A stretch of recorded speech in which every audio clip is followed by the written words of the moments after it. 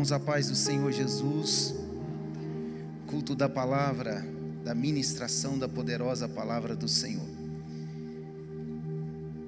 Tive acesso a uma pesquisa muito interessante no dia de hoje, na página do CNN Brasil, e o instituto em questão é o Instituto Ideia Big Data, onde ele fez um levantamento e, como dado extraído da seguinte forma foi o resultado: 1 em cada 3 brasileiros pretende frequentar a igreja da sua fé na mesma semana que forem retomados os cultos religiosos.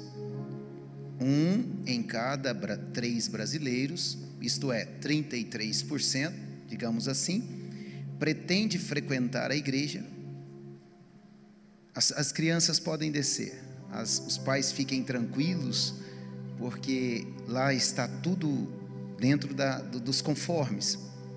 Então, repetindo, 1 em cada 3 brasileiros pretende frequentar a igreja de sua fé na mesma semana que forem retomados os cultos religiosos. 14% voltaria aos templos em até 15 dias e 22% esperariam um mês da retomada do templo.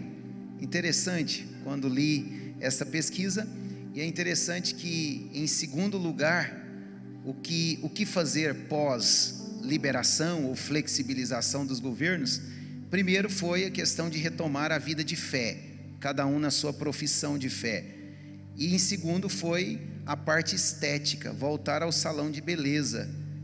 Eu achei interessante também, né? A gente não conhece bem a realidade, mas está lá no Ideia Big Data, não é fake news, está no portal CNN Brasil, quem assim quiser ver. Achei interessante porque a pergunta que fora feita é para aqueles que professam a fé: em quanto tempo você voltaria? Isso passa a segurança.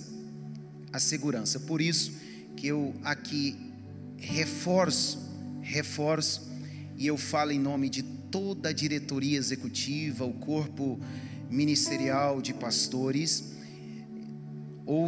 Estamos aqui em unanimidade, essa decisão de nos ajustar cada vez mais às normativas recomendadas pelos governos, sobretudo os órgãos competentes, como o Ministério da Saúde, que seria o órgão regulamentador de todas as iniciativas, de todas as normativas.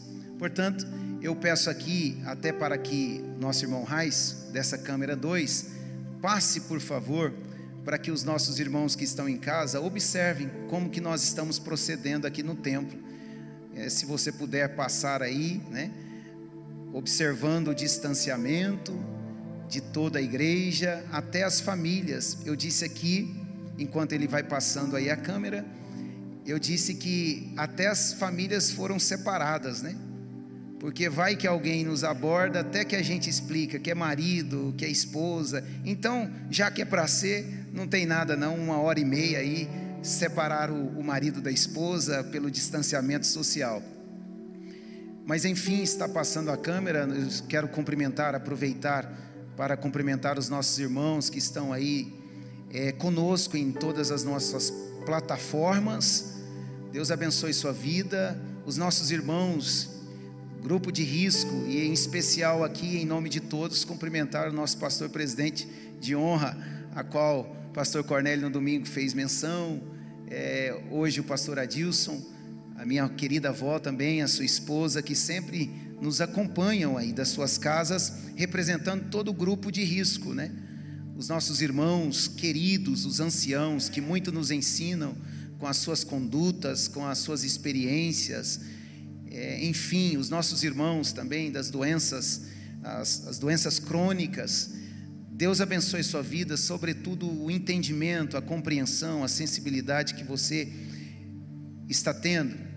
Estamos na semana da Santa Ceia, teremos em todo o campo 3 cultos no domingo. O culto de ceia começa às 9 da manhã, às 16 horas o segundo culto, e também às 19 horas, em todo o campo, AD Catalão, estará neste formato.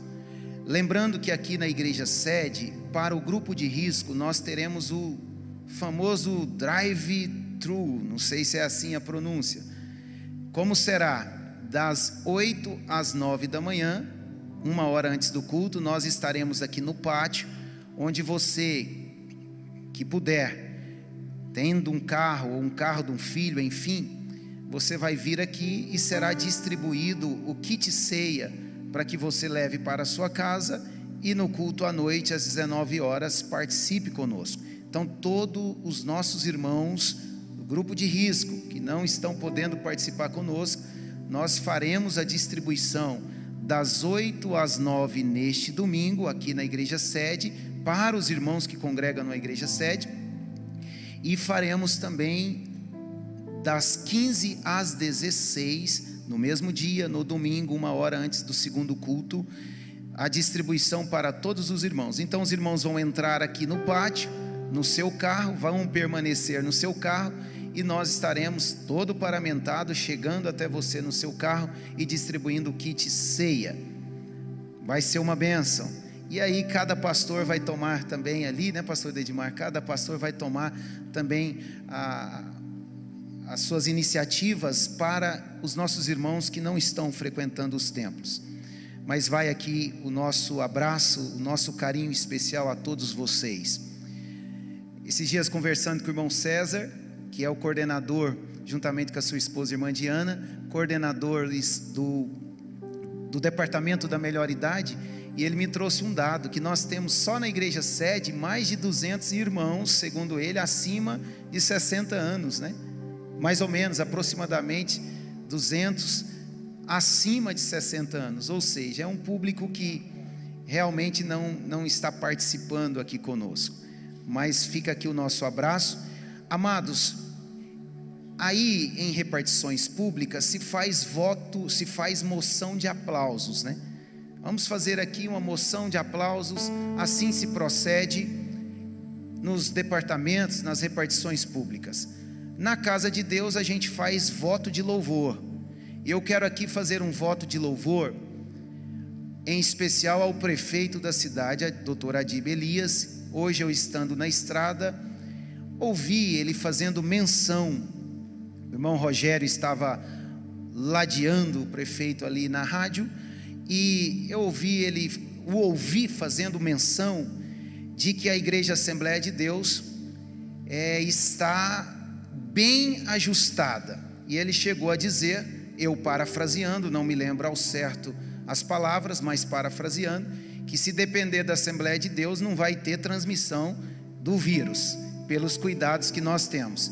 Então eu quero aqui fazer um voto de louvor ao prefeito Adib Elias, que fez menção do reconhecimento que toda a sociedade está tendo, que eu estou falando do chefe do executivo, né, o cargo máximo, majoritário, e ele falando, então ele está falando em nome da sociedade, da população, e é fato mesmo que nós estamos aqui ajustados e queremos manter essa nossa postura, porque sobretudo nós temos o compromisso social e somos responsáveis. No entanto, a palavra de hoje ela vai mais ou menos nessa linha. Eu quero lhe convidar a abrir a Bíblia Sagrada no Evangelho de Marcos, capítulo 12, verso 13 a seguir. Marcos, capítulo 12, Evangelho que escreveu Marcos, capítulo 12, o verso 13 a seguir. Você na sua casa, por favor, nos acompanhe, né? A gente recebe muitos irmãos, né? A exemplo do irmão Lúcio Flávio, cheguei em casa no domingo, já estava lá a sua mensagem: pastor, minha família foi, eu tive que ficar, né?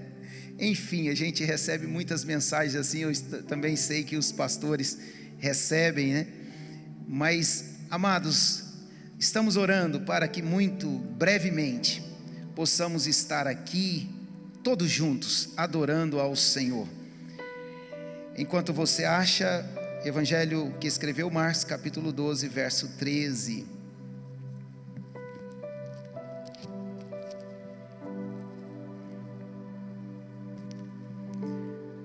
Os irmãos de máscara, às vezes a gente não reconhece bem, né?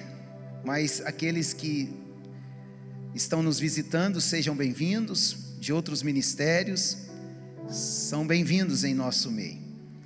Vamos à palavra do Senhor, capítulo 12, verso 13 a seguir. Na versão que eu tenho, você assentado como está, me acompanhe na leitura. Diz assim a palavra do Senhor: E enviaram-lhe alguns dos fariseus e dos herodianos para que o apanhassem em alguma palavra. E chegando eles, disseram-lhe: Mestre, sabemos que és homem de verdade, e não te importas com quem quer que seja, porque não olhas a aparência dos homens, antes, com verdade, ensinas o caminho de Deus. É lícito pagar tributo a César ou não? Pagaremos ou não pagaremos? Então ele, conhecendo a sua hipocrisia, disse-lhes: Por que me tentais? Trazei-me uma moeda para que a veja. E eles lhe trouxeram, e disse-lhes: De quem é esta imagem e inscrição? E eles lhe disseram: De César. E Jesus respondendo disse-lhes: Dai, pois, a César o que é de César, e a Deus o que é de Deus. E maravilharam-se dele. Curva sua cabeça e ore comigo. Senhor Jesus, na tua presença nós estamos, e queremos aqui ouvir a tua poderosa palavra, Pai. Palavra esta que sempre nos ensina, nos edifica, nos exorta, nos consola. Palavra esta que sempre fala conosco. Precisamos ouvir. Precisamos ouvi-la, ó Pai. Que o teu Espírito possa falar aos nossos corações. Assim pedimos e te agradecemos em nome de Jesus. Meus amados, um texto conhecido que tentaram pegar Jesus, tentaram de alguma forma. Observa que duas classes, classe dos fariseus e dos herodianos, em momentos como estes eles sempre se uniam. Talvez em dias de Jesus, talvez não, isso é certo, isso é concreto. Principalmente saduceus e fariseus, era uma intriga entre eles, um conflito diário. Mas quando era para afrontar Jesus, pegar Jesus, levar alguma cilada para com Jesus, embora Jesus, é Cristo, nunca conseguiram, porque a palavra dele é verdade, porque ele é a própria verdade. Mas essas classes se uniam, e aqui a exemplo do capítulo 12, observa-se os fariseus e os herodianos se unindo para irem até Jesus. E eles já estavam com a propositura no coração: vamos lá e vamos pegá-lo agora. E é lindo perceber no texto que Jesus é Jesus, ele sabe de tudo, e ele é um exemplo maior para todos nós. Não existe um exemplo que se equipara ao exemplo de Jesus. Jesus é o exemplo maior, o autor e consumador da nossa fé. Portanto, quando nós olhamos para a Bíblia Sagrada e Jesus em questão, este é o exemplo para a igreja de hoje. Observo muita gente, ou até mesmo igrejas, tentando extrair parâmetros, exemplos de outros meios, de outras alternativas. Amados, nós temos a Bíblia Sagrada, e a Bíblia Sagrada ela tem tudo o que precisamos, tudo o que precisamos.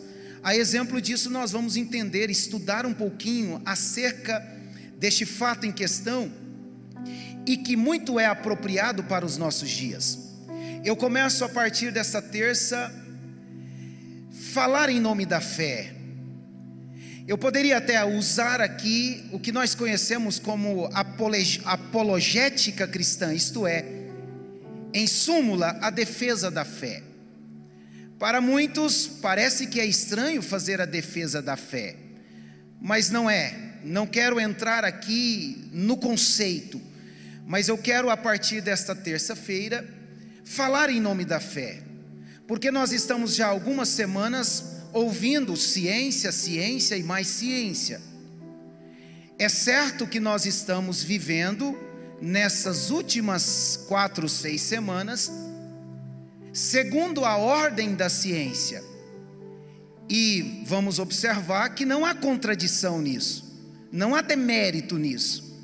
E talvez, por mais que a gente olhe para partidos políticos, a gente vê algumas polarizações. Quando a gente olha para grupos ideológicos, a gente vê também polarizações, um no extremo, outro em outro. E parece que eu vejo também muitos que professam a fé se polarizando, fazendo uma migração, vai para a migração de A, migração de B. E quando eu olho para a Bíblia, eu percebo que o Evangelho é convergente e não divergente. Não é possível a gente divergir no Evangelho, a partir do Evangelho não. Não é possível a gente se divergir a partir dos preceitos bíblicos, das diretrizes, das doutrinas. Quando isso acontece, no mínimo, é ignorância bíblica. E talvez a desinformação seja o principal ponto para o nosso cenário, ou para este cenário que nós estamos vivendo. A desinformação em tudo, sobretudo como líder espiritual, eu estou aqui principalmente para ressaltar a desinformação bíblica. Não há problema em alguns momentos, vivermos sob diretrizes da ciência. Não é que estamos vendo aí uma nova ordem mundial e parece que qual é a sujeição da igreja, qual é o papel da igreja, qual é a atividade da igreja, como é ser igreja em um tempo que a ciência está definindo regras. E é fato, não é novidade para ninguém, que todos os decretos de todos os governos, principalmente a partir de decisão monocrática, como foi esta última, do STF, onde os municípios e os estados passaram a ter autonomia para estabelecer regras, seja de flexibilização, ou seja de contingenciamento, de isolamento. Isso é o que está acontecendo no Brasil. Nós vamos perceber que todas as alegações ou os argumentos são pautados no que diz a ciência, sobretudo a ciência médica.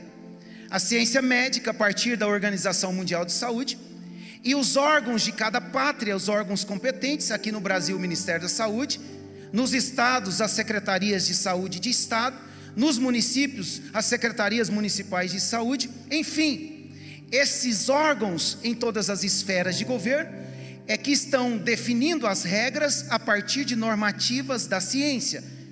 Ok, e quanto igreja? Vamos sair rasgando a camisa e nos opondo a essa situação? Aí nós precisamos voltar à palavra. E a palavra, a partir dessa terça-feira, ela começa em um tom, porque quando se fala acerca da defesa da fé, muitas vezes nós vamos falar acerca de princípios doutrinários, isso é fato. Talvez em uma dessas terças-feiras adiante, vamos entrar nessas questões doutrinárias. Mas eu quero começar a ministração desta noite, na defesa da fé, falando do papel da igreja em relação à sociedade. O que é civismo? O que é civilismo? O que é civilidade, melhor? Qual a diferença em civismo com civilidade? A igreja pratica o civismo, a igreja pratica a civilidade. O que é isso, pastor? Nós vamos a partir deste exato momento entender à luz da palavra. Observa que Jesus está sendo interrogado. É como se fosse levado para o canto da parede, mas Jesus ninguém leva para o canto da parede.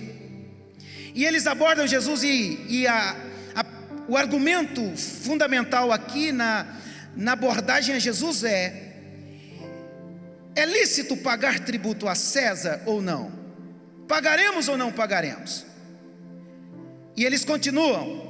Jesus, obviamente sabendo a hipocrisia, pede-lhe uma moeda. Essa moeda chega até a mão de Jesus e Jesus vai dizer: de quem é esta imagem? E eles respondem: e a inscrição? Eles respondem. E Jesus respondendo disse-lhes: dai, pois, a César o que é de César, e a Deus o que é de Deus. Portanto, é possível, já começo aqui, é possível dosar a fé com a ciência. Eu já começo nessa prerrogativa. Nós estamos em um culto de ensino, portanto, como pastor, eu tenho o dever de ensinar a igreja. É possível dosar a fé com a ciência, ou a ciência com a fé. Nós não somos inimigos da ciência. Eu disse aqui que muitos, em nome da fé, têm se polarizado, têm adotado posturas ultra radicais, extremas, até mesmo em nome da fé. Observa que Jesus aqui, ele dá uma resposta no consenso, na medida. A resposta de Jesus é: olha, o que é de César, que dê a César. O que é de Deus, que dê a Deus. Não há um antagonismo, não há de forma alguma uma oposição, ou uma concorrência, uma competição. Para este cenário que nós estamos vivendo, eu tenho que aplicar esse princípio bíblico para os dias de hoje. Não há uma competição entre ciência e fé. Não há uma competição entre fé e ciência. Por quê? Porque quando nós olhamos para a Bíblia Sagrada, por mais que observando a história da humanidade, a evolução da sociedade no todo, e quem conhece um pouquinho de história vai saber muito mais do que eu, é que muitas coisas aconteceram durante a evolução da sociedade. Só que quando eu olho para a Bíblia, algumas descobertas que para a sociedade são descobertas inusitadas, quando eu vejo na Bíblia, a Bíblia já falava há tempo. Quando se fala em algumas conquistas sociais, quando eu olho para a Bíblia, eu percebo que a Bíblia já falava disso há tempo. Por isso que eu quero lhe convidar a partir de agora a mergulhar comigo na Bíblia Sagrada. E eu quero que você redobre a sua atenção, você que está na sua casa. Primeiro, conceitualmente, eu fiz questão de marcar: civismo é a dedicação e fidelidade ao interesse público. É quando o interesse público está em questão. Segundo o dicionário Wikipédia, civismo são deveres fundamentais para a vida coletiva, visando preservar a sua harmonia e melhorar o bem-estar de todos. Em síntese, civismo é o respeito pelas instituições e leis. Até aqui, a igreja se enquadra. Civismo é o respeito que precisa ter às instituições e às leis. Civilidade, segundo o dicionário, em síntese, é o respeito pelas normas de convívio entre os membros de uma sociedade organizada. Isto é, para simplificar, civilidade é conseguir viver de forma harmônica em meio à sociedade. Portanto, eu já começo aqui quebrando um tabu para os radicais, que é possível e é um dever da igreja, sobretudo uma responsabilidade da igreja, a prática do civismo, que é o respeito às instituições e às leis, e a prática da civilidade, que é o respeito do viver em sociedade, do viver de forma pacífica em sociedade. Vamos olhar para a palavra do Senhor, civismo e civilidade a partir da palavra do Senhor. Até então, só defini, só é o conceito, mas eu preciso trazer para a palavra do Senhor o civismo praticado no Antigo Testamento, a civilidade praticada no Antigo Testamento. Por exemplo, parece novidade quando se prega, e que discurso bonito quando se fala sobre justiça social. Meu Deus, dá ibope demais. Justiça social. Quando se fala em justiça de equidade, direitos das classes minoritárias. Como é bonito, como é filosófico, como é agradável, como dá popularidade. Mas aí quando eu olho para a Bíblia Sagrada não tem nada de novidade. Por quê? Porque a Bíblia Sagrada é o exemplo primitivo disso que talvez a sociologia define como algo recente, como conceitos recentes. Eu quero lhe convidar a ir à palavra do Senhor acerca de civismo e civilidade. Quando se fala em justiça de equidade, lá no Antigo Testamento, em Levítico capítulo 25, a Bíblia já falava disso há tempos. Levítico 25, se você quiser anotar ou quiser me acompanhar, Levítico 25 vai falar desta prática que parece ser nova, mas no Antigo Testamento, lá atrás, há muitos anos atrás, quando Deus separa aquele povo para ser exemplo para as demais nações, porque Israel, amados, redobre atenção aqui antes de você ir às páginas comigo. Israel foi escolhido para que fosse exemplo para as demais nações. Isto é, em resumo, todas as ordens dadas por Deus a Moisés para a nação de Israel era para que servisse de exemplo para as demais nações. Portanto, tudo que se aplicava dentro de Israel servia para as demais nações, embora nem mesmo dentro de Israel se aplicava o que Deus havia definido. Então a desobediência, tão quanto as questões da Bíblia, aquilo que a Bíblia nos ensina, os preceitos, já existia lá atrás. Então, a partir de Levítico 25, nós vamos ver algumas normas de civismo e de civilidade. Vamos lá? Em Levítico capítulo 25, nós vamos observar, a partir do verso 7, o que é conhecido como o ano sabático, o ano de descanso da terra. Como era? Escute bem, o ano sabático ou o ano de descanso era assim: Deus tinha dado uma ordem que se cultivava a terra, que se arava a terra, que se plantava na terra e que se colhia na terra até o sexto ano. Chegando no sexto ano, o sétimo ano não se podia cultivar a terra. Nenhuma atividade agrícola era permitido no sétimo ano. Por quê? Era o ano que a terra entrava em descanso. E nós vamos perceber que até nesse ponto a fé vai entrar. Escute comigo, eu disse que não há concorrência entre questões humanas, na maior parte delas, civismo e civilidade com a fé. Observa que quando Deus define, não se cultiva a terra no sétimo ano, não se ara, não se semeia, não se colhe, qualquer atividade agrícola ali era proibido. Agora pare comigo, se só podia até o sexto ano, o sétimo ano era ano de descanso.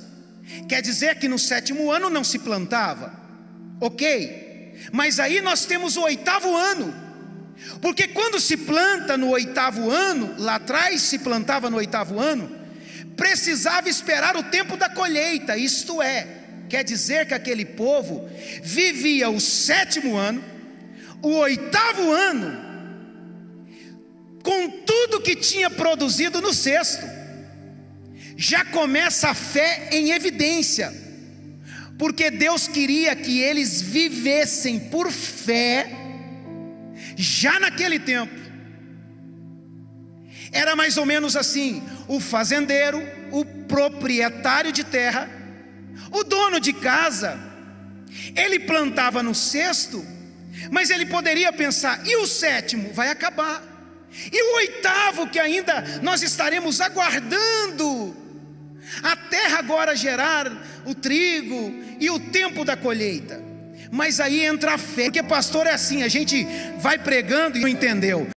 Eu ouço o glória lá, o poder desse Deus, mais ou menos assim: pai de família, não se preocupe, planta no cesto da provisão na sua casa. É o Deus da provisão lá na despensa da sua casa, é o Deus da provisão lá na mesa da sua casa. Oh glória, oh glória. Mas tinha outras finalidades. Eu estou falando de civismo e civilidade. Observa que um dos pontos do ano sabático era o ano da libertação. Aquele que era escravo até então, ele era libertado pelo seu Senhor. Aquele que tinha alguma dívida até então, a sua dívida era perdoada. Eu já começo a ver a justiça social, e tudo isso definido pelo bom, o poderoso, o grande Deus. Aleluia. Se reparava a família pobre, se reparava aquele que não tinha condição, se reparava as injustiças praticadas, tudo porque Deus assim tinha definido. Acerca da exploração neste ano, abusos de ricos e pobres, Deus usou profetas para repreendê-los, porque mesmo assim, Deus assim definindo, eles praticavam abusos.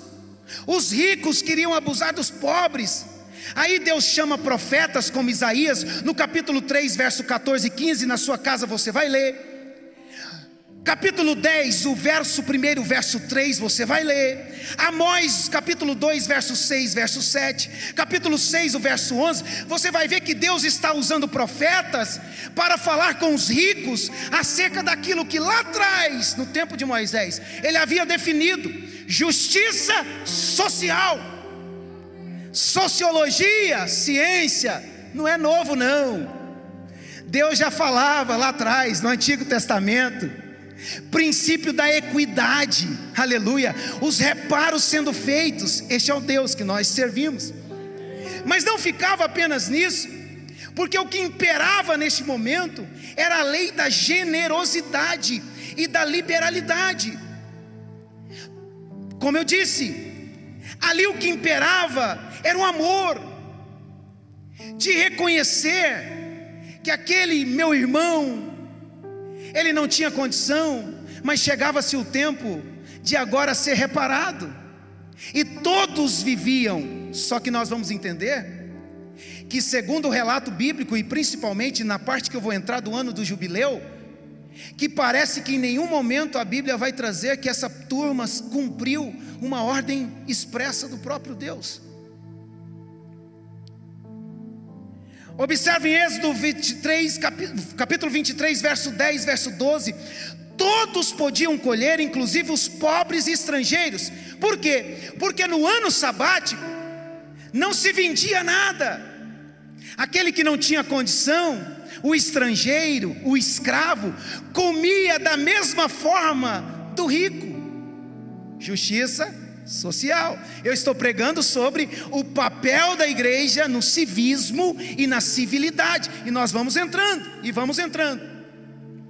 A fé devia ser praticada, como eu disse, pois no 6º ano se cultivava, mas no 7º não faltava.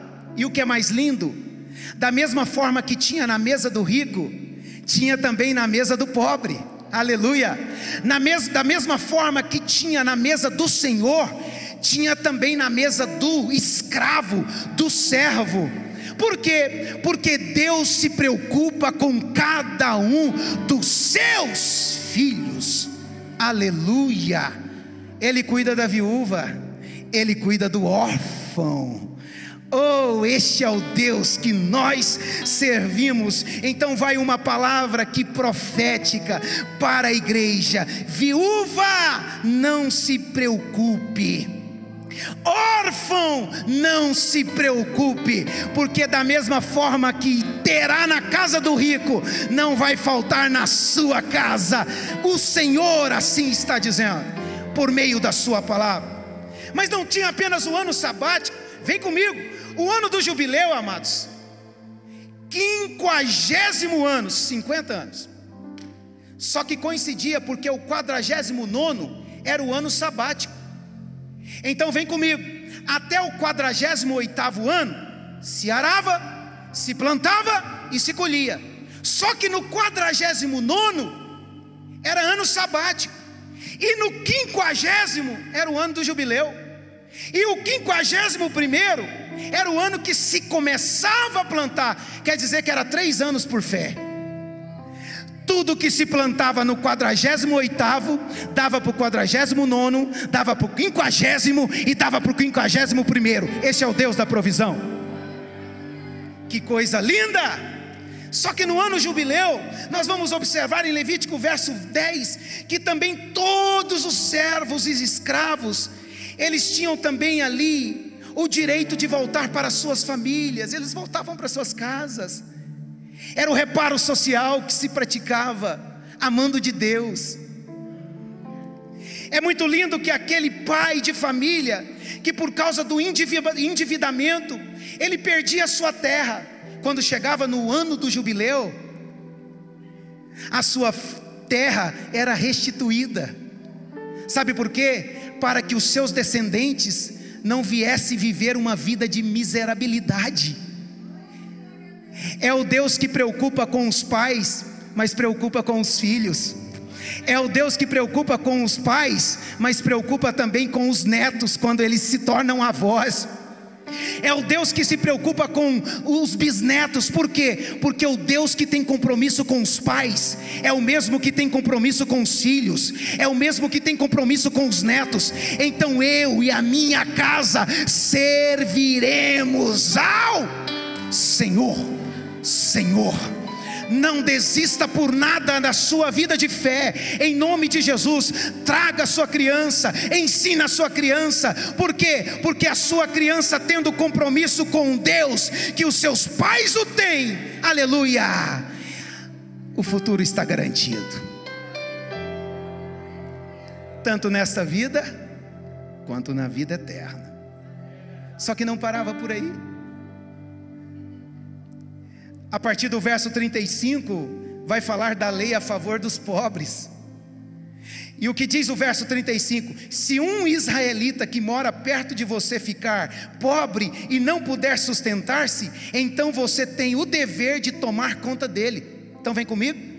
Aqui tinha alguém morando, ele ficava pobre.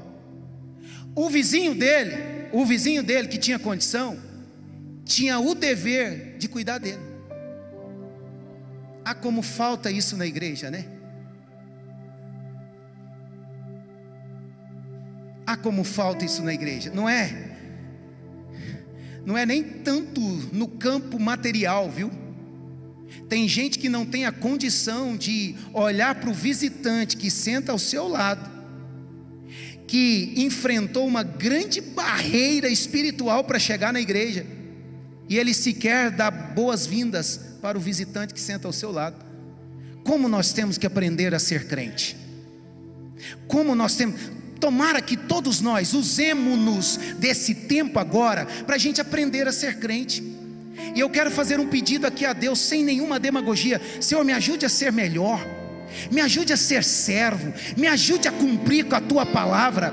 Nós precisamos aprender a ser igreja, ó igreja. Nós precisamos aprender a ser igreja, ó igreja. Enquanto você não der glória a Deus, eu não paro de repetir. Nós precisamos aprender a ser igreja, ó igreja.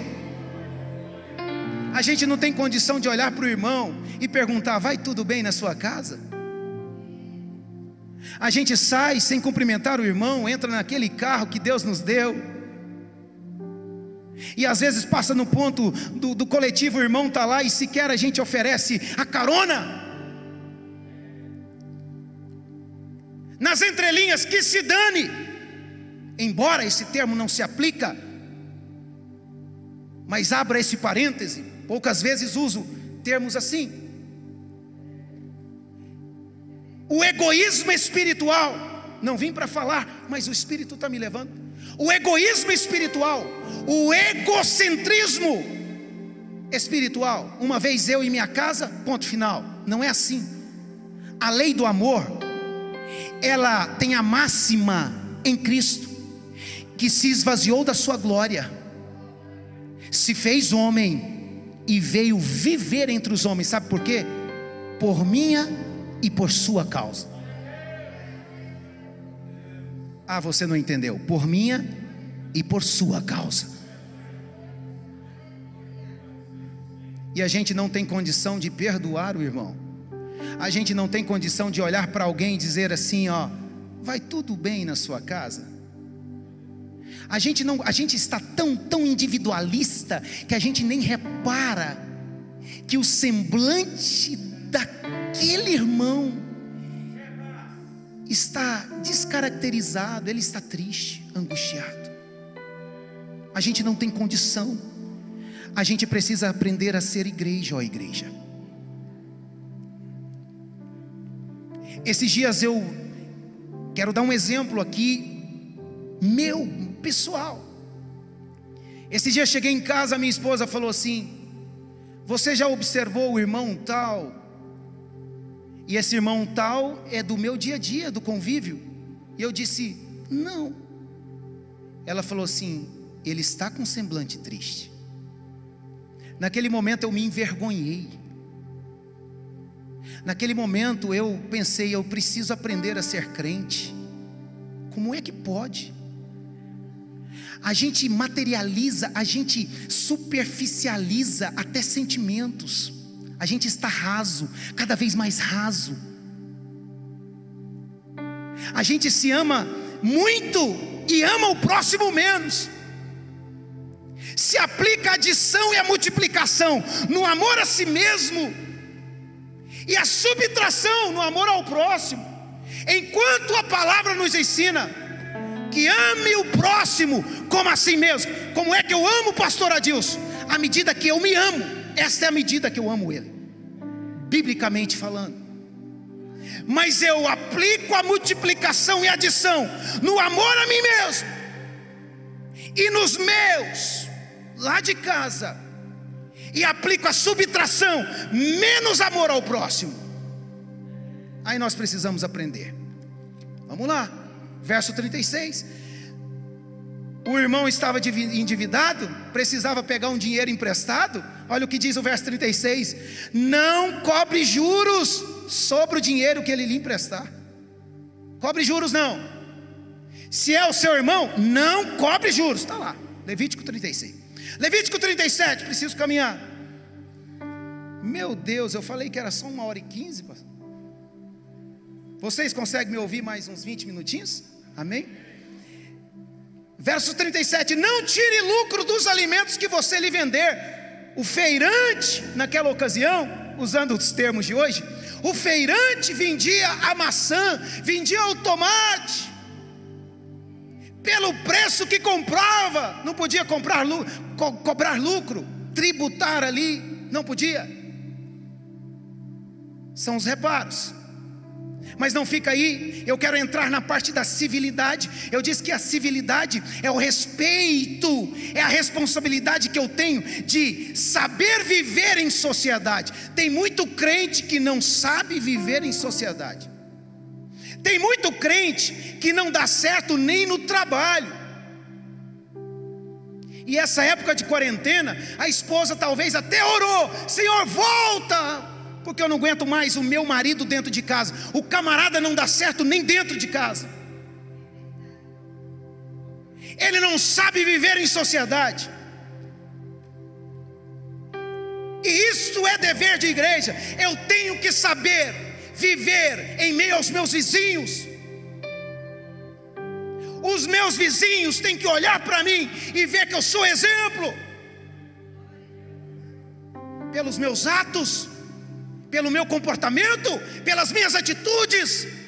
Eu prego o evangelho. Tem gente que acha que prega evangelho só falando, só com o microfone nas mãos. E a gente prega evangelho de boca trancafiada, com os nossos exemplos, com as nossas práticas. Aleluia. A vizinhança tem que entender que eu sou servo de Deus, porque ao olhar para mim, ou ao me observar, percebe que eu tenho alguma coisa diferente. Aí vai um aviso: só tem tem alguma coisa diferente quem tem o Espírito, porque o homem carnal, ele não expressa nada de bom, mas o homem espiritual. Tito capítulo 2, saber viver. Qual é o papel da igreja? Qual é o dever da igreja? Como eu contribuo com a sociedade? Aí Tito capítulo 2 vai falar que as irmãs idosas, elas tinham a responsabilidade de acompanhar as jovens, ensinar as jovens, viver em grupo, viver em comunidade, viver em sociedade. Eu preciso correr. Em 1 Timóteo capítulo 5, ao trato de cada um do dia a dia, como é que a palavra de Deus vai dizer? Acerca do ancião, não o repreenda asperamente o ancião, mas o aconselhe como fosse seu pai. A Bíblia me ensina até tratar o jovem. Como é que eu trato o jovem? Como eu trato o meu irmão consanguíneo. A Bíblia me ensina a tratar as idosas. Está lá em 1 Timóteo capítulo 5, eu preciso correr. Se trata as idosas como se trata as mães, ou a mãe. A Bíblia me ensina a tratar a donzela, a moça, e não é só na igreja. Eu estou ensinando como é que nós devemos ser como igreja. Como é que se trata a moça? Se trata como irmã em toda pureza. A Bíblia lá também vai dizer, em 1 Timóteo capítulo 5, como é que se trata as viúvas. Honre as viúvas. No verso 4 vai dizer: mas se alguém tem uma viúva, ou se alguma viúva tiver filhos ou netos, aprendam primeiro a exercer piedade para com a sua própria família e a recompensar seus pais, porque isso é bom e agradável diante de Deus. Esses dias eu estava na mesa, eu fiquei perplexo quando alguém disse assim: eu não mudo a camisa para levar o meu pai para o asilo. Eu fiquei estarrecido. Por questões econômicas? Não é. Não é. Por questões estruturais dentro de casa também não.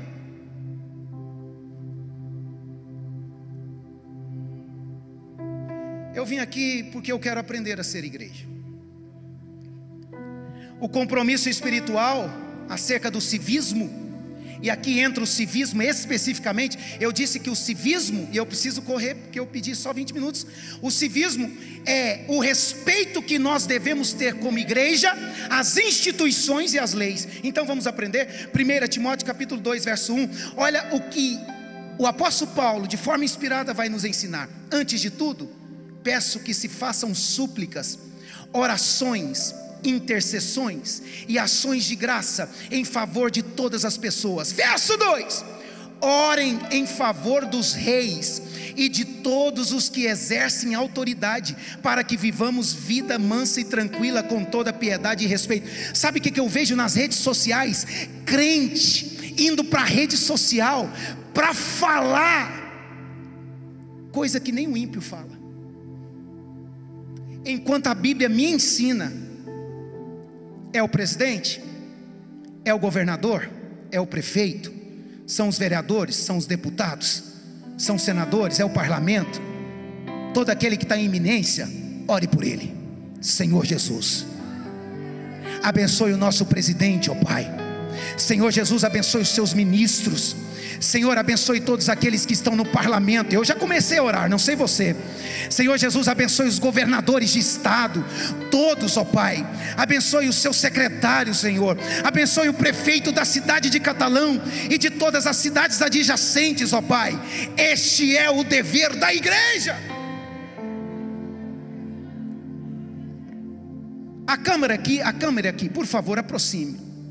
Se tiver alguém da AD Catalão que usa a rede social para falar mal de alguma autoridade, tenha esse indivíduo como alguém que não quer aprender, está jogando todos os ensinamentos, não desse pastor, mas da Bíblia, fora. Portanto, este indivíduo precisa se converter. Assim diz o Senhor. O Senhor me chamou para ser pastor do seu rebanho, não meu rebanho. E eu quero que todos aqui cheguem nos céus E para vocês chegarem nos céus, vocês têm que andar em conformidade com esta palavra. Em conformidade. Não tem jeito de eu viver outra coisa. Não tem jeito de eu ensinar uma coisa. Não. Eu tenho que ensinar a palavra de Deus. E a palavra de Deus, em Romanos capítulo 13, verso 5, eu já estou terminando, vai dizer que eu preciso me sujeitar à autoridade. Vai dizer que toda autoridade foi instituída por Deus. Por isso, quem resiste à autoridade, resiste à ordenação de Deus. Quem faz o bem não teme a autoridade, mas teme a autoridade quem faz o mal. E quem faz o mal, o Senhor já deu ordem para a autoridade castigar quem faz o mal. Está lá em Romanos 13, você pode chegar em casa.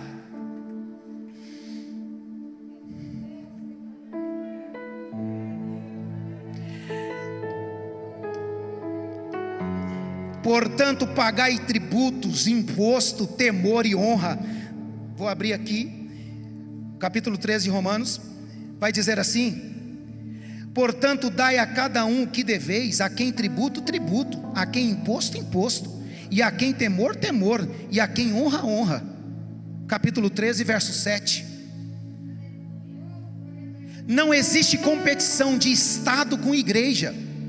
A igreja não concorre com o Estado. O Estado não concorre com a igreja. A igreja não faz antagonismo, oposição a Estado. Não, senhores. Igreja é igreja. Igreja hastia a bandeira do Evangelho. Igreja chega com uma lei que não está na Constituição Federal de 1988, não. Que lei é essa, pastor? A lei do amor. A lei do amor. A igreja chega com a lei do amor. E onde a lei do amor chega, o ódio se afasta. Onde a lei do amor chega, aleluia, a intriga vai embora. Onde a lei do amor chega, a confusão, a divergência toma um novo caminho de convergência. Isso é ser igreja. Terça que vem tem mais. Deus abençoe em nome de Jesus.